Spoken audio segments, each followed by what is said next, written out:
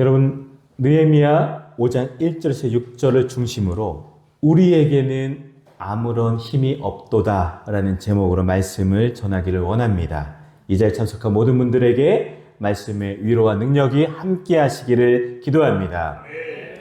느헤미야 11번째 시간입니다.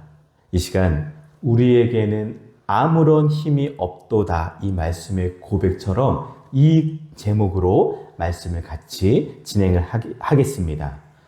사랑하는 우리 모든 성도 여러분, 우리는 인생을 살며 때로는 절망의 순간을 경험할 때가 있어요. 경제적으로도, 육체적으로도, 관계적으로도, 혹은 영적으로도 너무나 힘이 들어 이 고백처럼 이제는 정말로 아무런 힘도 없습니다 라는 고백이 나올 때가 있습니다. 오늘 본문에서 이스라엘 백성들도 그러한 절망의 자리에 서 있었습니다. 그들은 말을 하죠. 5절을 보실까요? 5절, 우리에게는 아무런 힘이 없도다. 아멘. 혹시 이 자리에 계신 모든 분들에게도, 또한 방송으로 함께 참여하는 모든 분들에게도 이러한 신음의 고백이 있으신 분이 계신가요? 하나님의 도우심과 역사하심이 함께 하시기를 소망합니다. 이 5절의 고백은 패배의 말이 아니라 오히려 하나님의 도우심을 간절히 구하는 신음이었고, 그리하여서 하나님의 구원 역사가, 하나님의 구원이 시작되는 은혜의 자리였습니다. 오늘 이 말씀을 통해서 이 절망의 외침 속에 담긴 진정한 소망을 함께 나누기를 원합니다. 먼저는 1절부터 5절을 보시면은 절망적인 상황을 기록을 하고 있습니다. 가난한 백성들의 고통의 소리를 우리가 들을 수가 있습니다. 지금까지 사탄은 느헤미야의 거룩한 비전을 방해하기 위해서 외부적인 압력을 행사하였죠. 산발락과 도비야, 그 밖에 추종 세력은 계속해서 느헤미야와 일하고 있는 백성들 향해 조롱하고 비웃었고 그 행사를 방해했습니다. 그런데요, 이제 사탄은 방법을 바꾸었습니다. 외부의 세력을 통해 압력을 행사하는 것이 아니라 내부에서부터 방해를 하기 시작했습니다. 우리 믿는 이들은 오히려 외부에서 우리를 막 공격하면 우리는 우리끼리 더 결속하고 끈끈해지고 뜨거워지는 게 있잖아요. 그러니까 사탄은 외부에서 공격을 해도 그거 실패하자 우리 안에, 공동체 안에서 넘어뜨리려고 이제는 안에서부터 공격을 합니다. 이스라엘 백성들은 예루살렘 성벽을 재건하고 있었지만 내부에는 말씀을 보니까 심각한 문제가 발생했습니다. 우리는 살아가면서 종종 외적인 위협보다 내부의 아픔과 갈등으로 더 깊은 상처를 받을 때가 있어요. 교회도 마찬가지예요. 가족도 마찬가지죠. 공동체도 마찬가지입니다. 아무리 외부의 공격을 막아내고 있는 중이라도 해도 우리 내부에서, 안에서 불화가 있고 불의가 있으면은 고통받는 자의 소리가 나오기 시작하죠. 오늘 백성들을 보니까 그리하여서 고통받는 자의 신음이 들려오게 되었어요. 그러니까 공동체가 무너질 수도 있는 위협감을 느헤미야는 느낍니다. 느헤미야가 온 백성들을 독려하여 성벽 재건 공사를 하고 있을 때 일단의 백성들로부터 아픈 소리, 불멘 소리, 심각한 호소가 들려왔습니다. 그것은 다른 것이 아니라 가난한 사람들의, 가난한 백성들의 원망 소리였어요. 가난한 자들의 눈물의 호소를 듣게 됩니다. 이 호소는 성벽을 건축하는 일을 위해서 백성들이 총동원되었던 바로 그 시기에 있었던 일입니다. 1절을 보실까요? 5절 1절을 보시면 그때 백성들이 그들의 아내와 함께 크게 부르짖어 그들의 형제인 유다 사람들을 원망하는데. 아멘. 기록하죠. 여러분, 왜 크게 부르짖을까요? 왜 원망의 소리를 할까요? 무엇이 그렇게 고통스러워서 그들은 크게 울며 부르짖을까요? 거기에는 그럴 만한 이유가 있었습니다. 이들 가난한 사람들은 7절을 보시면 귀족들과 민장이라고 나오죠. 즉 귀족들과 관리들에게 착취를 당하고 있었습니다. 또한 3절을 보시면 오히려 거기에 흉년까지 들어 가난한 사람들은 더욱더 비참한 처지에 놓이게 되었습니다. 이들은 대부분 바벨론 포로에서 귀환한 자들이에요.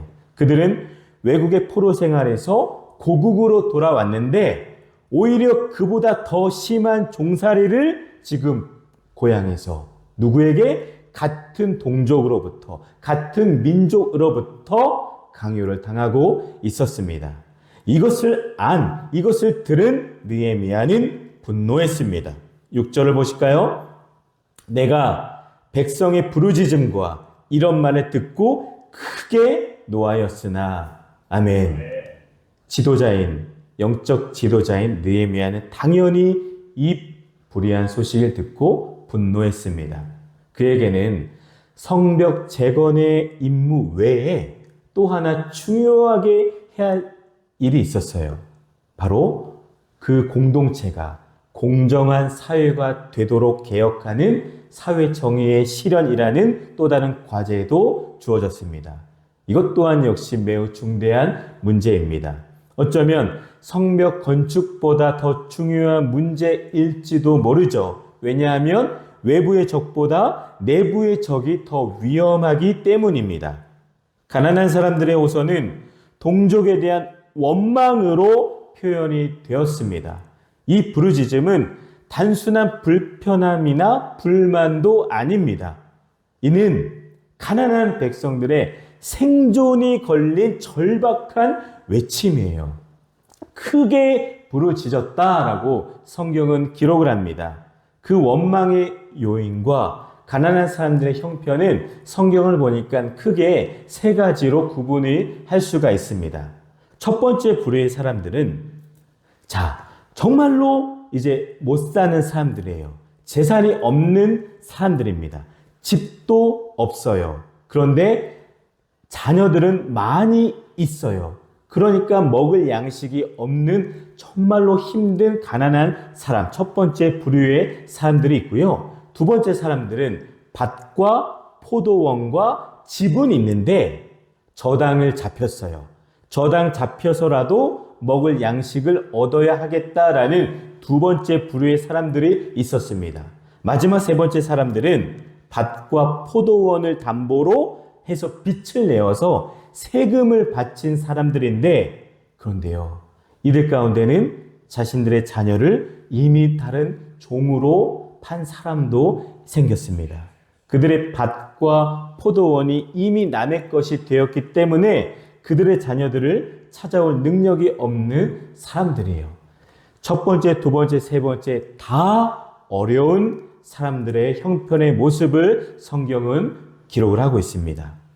세 가지의 사람들의 큰 고통을 요약하면 첫 번째는 굶주림의 고통이에요. 먹을 것이 없어요. 다음은 경제적으로도 착취를 당하고 있습니다. 밭과 포도원을 저당 잡혔죠. 세 번째는 자신들의 자녀를 종으로 팔아야 되는 아픔이 있습니다. 여러분, 굶주림, 경제적으로 어려움, 자식까지 내보내는 어려움, 얼마나 백성들의 눈물 어린 호소와 통곡하는, 원망하는 소리가 당연히 생기겠죠. 여러분, 이들은 외부의 적에게 압제당한 것이 아닙니다.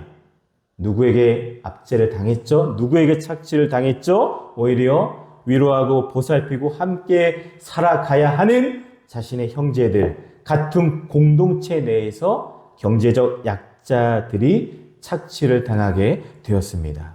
내부의 형제들에게 고리대금과 경제적 압박을 당하며 신음을 하고 있었습니다. 여기서 나오는 이 말, 말씀을 보시면 우리는 같은 육체를 지닌 자요, 우리의 자녀도 그들의 자녀와 같거늘 그런데 우리에게는 아무런 힘이 없도다라고 고백을 합니다. 이것은 단순한 불평이 아니죠. 정의가 무너진 현실 속에서 절규하는 인간의 한계의 고백입니다. 더 이상 어떻게 할 수 없는 막다른 골목 끝까지 간 사람이 나오는 그곳을 경험한 사람만이 할 수 있는 그런 고통의 소리입니다. 이 얼마나 여러분 비극적인 현실입니까? 하나님께서 구별하신 언약 백성, 함께 성벽을 세우던 이스라엘이 가난한 자를 짓밟고 부유한 자는 부당하게 이익을 취하고 있었습니다. 사랑하는 여러분, 공동체가 무너지는 이유는 외부의 위협도 있겠지만 그보다 더 큰 요인은 바로 내부의 불화하고 불의한 모습입니다. 느헤미야는 당시 예루살렘 성벽을 재건하는 지도자였습니다. 외부의 방해가 계속되던 상황 속에서도 백성은 힘을 모아 성벽을 쌓고 있었습니다. 그런데 느헤미야 5장에 이르러서는 외부의 공격이 아니라 내부의 불의가 공동체를 흔들기 시작합니다. 여러분, 우리 교회와 가정과 공동체 이 나라도 마찬가지이죠. 교회는 밖에서 망하지를 않습니다. 언제나 안에서 무너집니다. 작은 틈 때문에 교회, 공동체가 무너질 수 있다는 것을 우리 꼭 기억하시기를 바랍니다.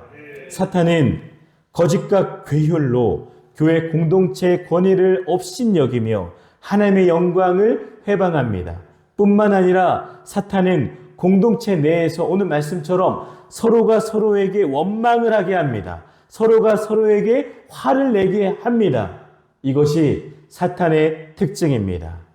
여러분, 잘 되는 교회, 정말로 잘 안 되는 교회 모습 중에 하나가, 구분되는 모습 중에 하나가 많이 있겠지만 원망, 불평하는 모습이 가득한 교회는 안 될 수밖에 없죠. 하지만 감사와 기쁨과 칭찬이 늘 충만한 교회는 잘 될 수밖에 없습니다. 원하옵기는 우리 주양교회 하하호호, 기쁨, 감사, 존중 이런 것들이 더욱더 충만하기를 간절히 축원을 드립니다. 느헤미야를 중심으로 백성들이 성벽 재건의 꿈을 가졌습니다. 다시 재건하고자 했던 그 비전에 대해 그런데 백성들이 더 이상 관심과 힘을 쏟지를 못합니다. 그들은 자신들에게 소중한 것과 모든 사람들을, 특별히 자녀들이 잃어버리니까 얼마나 무너지고 있겠어요. 당장 지금 성벽 짓는 일이 배고픈 자들에게 무슨 소용이 있겠습니까? 백성들의 비전보다는 그들 눈앞에 있는 당장에 먹고 사는 문제가 더 크고 더 집중하게 된 거예요.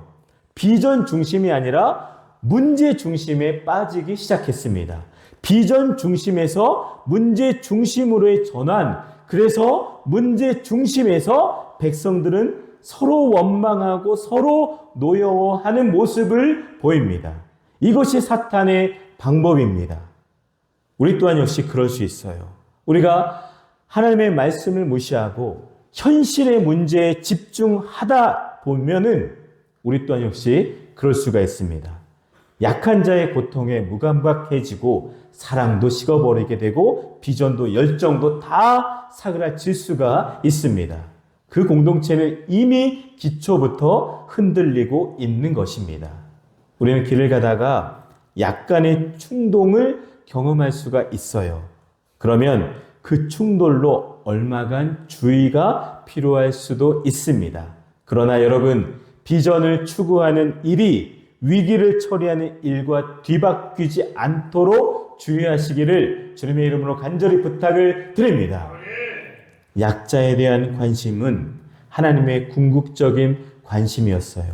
하나님을 경외하는 자는 남을 결코 압제하거나 부당한 이익, 취리하지를 않습니다. 이는 느헤미야의 모범적인 행동을 통해서도 알 수가 있습니다. 우리가 다음 시간에는 어떻게 더욱더 해결하고 있는지, 지도자는 어떠한 지도자인지 느헤미야의 모습을 통해서 더 우리가 깊이 묵상하기를 원합니다. 약자의 편에 서서 도우신 하나님은 우리에게도 명령하십니다. 나보다 빈곤하고 약한 자를 돕는 것이 하나님을 경외하는 것이고 결국 나 자신을 돕는 것이 되는 겁니다. 약자를 돌보는 사회만이 하나님의 은총이 실현되는 복된 사회가 될 줄 믿습니다. 원아웃기는 주양교회 우리 공동체 안에서는 한 명도 소외받는 가족들이 없어야 되고 한 번이라도 더 그래야 해서 우리가 관심을 갖고 사랑을 전하는 영적 가족이 되시기를 간절히 축원을 드립니다. 느헤미야는 백성들의 고통을 듣고 고통에 공감하고 정의로 응답합니다. 느헤미야는 이 부르짖음을 듣고 어떻게 반응합니까? 6절 말씀입니다. 내가 백성의 부르짖음과 이런 말을 듣고 크게 노하였으나 아멘. 느헤미야는 백성의 부르짖음을 듣고 분노합니다. 이 분노는 자기 감정을 쏟아내는 육적인 분노가 아니라 하나님의 공의에서 비롯된 거룩한 분노입니다. 느헤미야는 화가 많이 났지만 즉시 감정대로 행동하지 않고 7절에 보면은 깊이 생각하고 라고 나와 있어요. 깊이 생각했다. 문제를 가지고 하나님께 먼저 기도했겠죠. 이렇게 기도하고 의논하며 지혜롭게 대처합니다. 느헤미야는 여러분 단지 행정적 리더가 아닙니다. 그는 공동체의 고통에 반응하는 영적 지도자였습니다. 백성의 고통을 외면하지 않았고 무관심하거나 핑계를 대지 않았습니다. 그는 백성들의 아픔을 자기의 일로 받아들였고 정의롭지 못한 현실에 거룩한 분노, 의로운 분노를 표출합니다. 느헤미야는 백성들의 절망 앞에서 외면하지를 않고 공감하며 분노하며 기도하며 행동합니다. 7절 이후 9절에서 그는 부자들을 책망하고 약자들에게서 빼앗은 것을 돌려주라라고 명령을 합니다. 그리고 자신도 백성들에게 아무런 부담을 지우지 않는다라고 본을 먼저 보입니다. 이처럼 진정한 리더는 공동체의 아픔을 자신의 아픔으로 받아들이고 하나님 앞에서 믿음으로 행동으로 응답하는 사람입니다. 우리 모두가 여러분 말씀 앞에 반응하고 순종하는 느헤미야가 되어주시기를 주님의 이름으로 간절히 부탁을 드립니다. 사랑하는 여러분, 우리에게는 아무런 힘이 없도다. 우리가 할 수 있는 아무것도 없습니다. 사실 이렇게 고백을 할 때가 우리에게도 있습니다. 하나님 나라와 그 영광을 위해 교회에서, 가정에서, 사업처에서, 공동체에서 많은 시간과 노력을 하지만 정작 내게 주어지는 것이 때로는 고난일 때도 있습니다. 고난을 그리하여서 잘못 이해할 때도 있습니다. 그러나 사랑하는 우리 모든 가족 여러분, 우리 말씀을 기억합시다. 로마서 8장 17절 18절 말씀, 그리스도와 함께한 상속자니 우리가 그와 함께 영광을 받기 위하여 고난도 함께 받아야 할 것이니라. 생각하건대 현재의 고난은 장차 우리에게 나타날 영광과 비교할 수 없도다. 아멘. 말씀을 기억하여 여러분 지금 당하고 있는 고통이 훗날 그 영광과 비교할 수 없다는 것을 우리가 소망하며 인내하며 믿음으로 승리하시기를 바랍니다. 사랑하는 여러분, 신앙은 내가 강할 때 시작되는 것이 아니라 내가 약함을 인정할 때 시작됩니다. 나는 비록 약하나 내가 믿는 하나님은 크고 전능하신 하나님이십니다. 우리에게는 아무런 힘이 없도다라는 고백은 인간적으로 볼 때는 절망의 소리처럼 들리지만 하나님 앞에서는 아이고 잘했다. 너가 드디어 나에게 도움을 요청하는구나 하며 기뻐하시고 소망의 문을 여는 열쇠입니다. 하나님, 나는 힘이 없습니다. 하나님 아버지 도와주세요. 내 문제를 하나님의 손에 올리고 하나님께서 새롭게 일하실 것을 소망하는 믿음입니다. 성경은 수많은 인물들이 이 연약한 고백에서 출발했음을 보여줍니다. 모세도 출애굽기 16장 12절에서 나는 입이 둔한 자입니다 라고 고백을 했습니다. 그리고 다윗도 시편 22편 6절에서 나는 벌레요 사람이 아닙니다 라고 고백했고, 바울도 고린도전서 15장 31절에서 나는 날마다 죽습니다 라고 자신의 연약함을 고백했습니다. 여러분, 하나님의 능력은 우리의 약함 가운데서 온전해지는 것을 꼭 믿으시기를 바랍니다. 그리하여 고린도 후서 12장 9절 말씀처럼 내 은혜가 내게 족하도다. 이는 내 능력이 약한 데서 온전하여 짐이라. 아멘. 아멘. 내가 할 수 없다고 고백하는 그 순간 하나님이 일하시는 문이 열릴 줄 믿습니다. 말씀을 정리합니다. 사랑하는 여러분, 오늘 이 고백, 우리에게는 아무런 힘이 없습니다. 이 말이 사실 지금 우리의 현실이 될 수도 있습니다. 질병 앞에서 아무런 힘이 없습니다. 재정의 위기 앞에서 하나님 아무런 힘이 없습니다. 깨어진 가정 앞에서도 하나님 너무나 어렵습니다. 무너진 교회와 무너진 나라와 공동체 앞에서도 절규의 목소리가 나올 수가 있지요. 하지만 여러분, 기억합시다. 우리에게는 아무런 힘이 없도다. 이 고백은 하나님은 이 고백을 들으십니다. 그리고 이 고백 위에 다시 은혜를 세우십니다.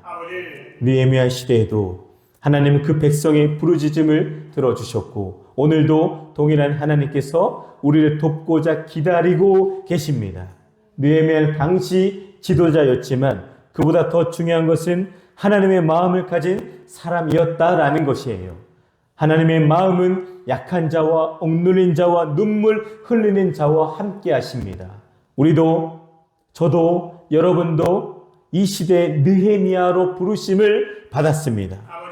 교회 안에서, 가정 안에서, 직장과 사회 속에서 고통받는 자의 목소리에 다시 한 번 더 귀를 기울여 주시고 그들과 함께 울어주고 공감하고 위로하고 힘이 되어주는 믿음의 사람이 되시기를 주님의 이름으로 간절히 축원을 드립니다.